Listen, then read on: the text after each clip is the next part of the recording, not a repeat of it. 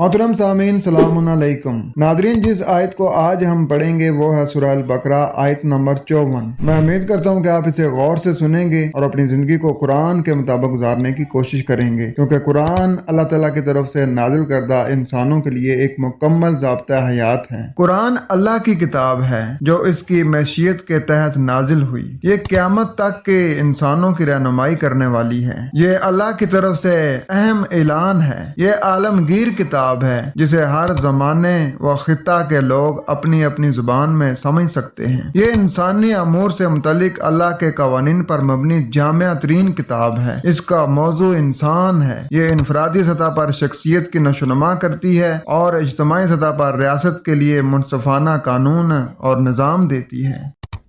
बढ़ते हैं अपने सबक की तरफ और पढ़ते हैं सूरह अल बकरा आयत नंबर 54। पहले इसका रवाती तर्जमा पढ़ते हैं। याद करो जब मूसा अलैहिस्सलाम ये नेमत लिए हुए पलटे तो इसने अपनी कौम से कहा कि लोगो, तुमने बछड़े को माबूद बनाकर अपने ऊपर सख्त जुल्म किया, लिहाजा तुम लोग अपने खालिक के हजूर तौबा करो और अपनी जानों को हलाक करो। इसी में तुम्हारी खालिक के नजदीक तुम्हारी बेहतरी है। इस वक्त तुम्हारे खालिक ने तुम्हारी तौबा कबूल कर ली कि वो बड़ा माफ करने वाला है और रहम फरमाने वाला है। आइए देखते हैं कि इसमें बात क्या हो रही है। व इज़ क़ाला मूसा, और जब मूसा ने कहा, ली कौमिही, अपनी कौम के लिए, या कौमी, ए मेरी कौम, इन्नकुम ज़ललतुम अनफुसकुम, बेशक तुमने जुल्म किया अपनी नफ्सियात पर, यानी अपनी सोच पर तुमने जुल्म किया है। और ये सबसे बड़ा जुल्म है कि जब अल्लाह ताला की आयात का इनकार किया जाता है। बिइत्तिखाज़िकुमुल इजला, तुमने पकड़ लिया है उजलत को,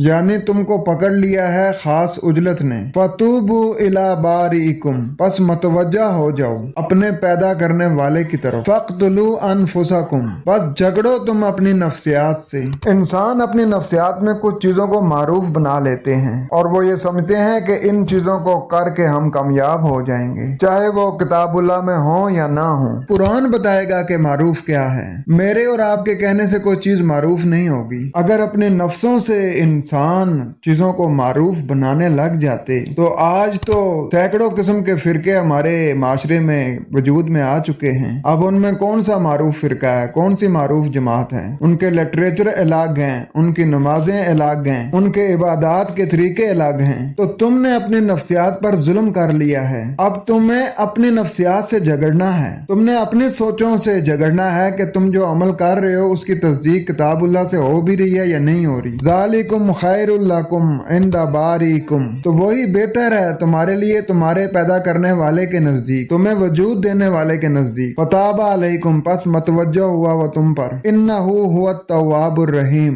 बेशक वो रहम से मतवज्जा होने वाला है। तो अल्लाह की तरफ जब भी आप मतवज्जो होंगे, उसकी आयतों से हिदायत लेंगे ना, तो अल्लाह तो रहम से मतवज्जा होने वाला है। और जब मूसा ने अपनी कौम से कहा, ऐ मेरी कौम, तुम अपनी नफ्सियात पर जुल्म करते हो, तुम उजलत को पकड़ते हो, बस तुम अपने सूरत देने वाले की तरफ मतवज्जा हो, बस तुम अपनी नफ्सियात से झगड़ो, वही तुम्हारे सूरत देने वाले के नजदीक तुम्हारे लिए बेहतर है। बस वो तुम पर मतवज्जो हुआ, बेशक वही रहम से मतवज्जो होने वाला है। आयत पे जरा गौर करेंगे, इसमें जो आ रहा है ना कि फतूबू इला बारीकुम, जो तुम्हारा परवरदिगार है जिसने तुम्हें तख्लीक किया है, उसने जो तुम्हें कवानीन दिए उन कवानीन की तरफ रुजू करो, उनको फॉलो करो, उनके ऊपर तुम अमल करो ताकि तुम अंजाम बद से बच सको। और आगे काबिल गौर लफ्ज जो आ रहे हैं कि फक्तुलू अनफुसकुम। अब हिस्ट्री में तो हमें मिलता है कि एक दूसरे को मारा था उन्होंने। फक्तुलू अनफुसकुम, अपने नफ्सों को कत्ल करो से मुराद क्या है? माहौल और तरबियत के तहत इंसानी नफ्स की 3 हालतें हैं। नंबर 1 अन-नफ्सल अमारा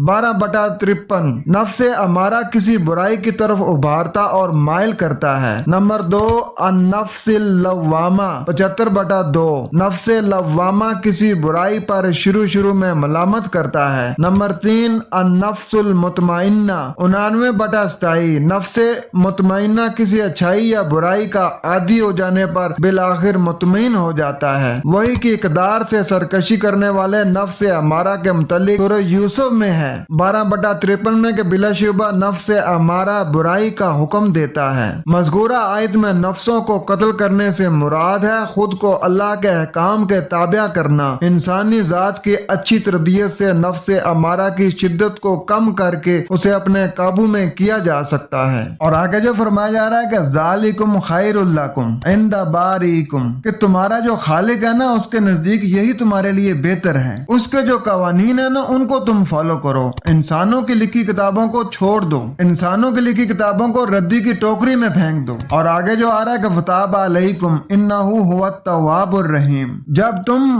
اپنی توجہ اللہ تعالیٰ کی طرف کرو گے، اللہ تعالیٰ کے قوانین کی طرف کرو گے نا، تو اللہ تعالیٰ کا قانون مکافات بھی تمہاری طرف متوجہ ہوگا۔ امید کرتا ہوں کہ آپ کا کچھ کنسپٹ کلیئر ہوا ہوگا۔ تو قرآن کا اصول ثم تتفکرون افلا تعقلون، تم قرآن پہ کیوں نہیں غور فکر کرتے، تم کیوں نہیں عقل سے کام لیتے؟ خوش رہیں، قرآن کے ساتھ رہیں، والسلام۔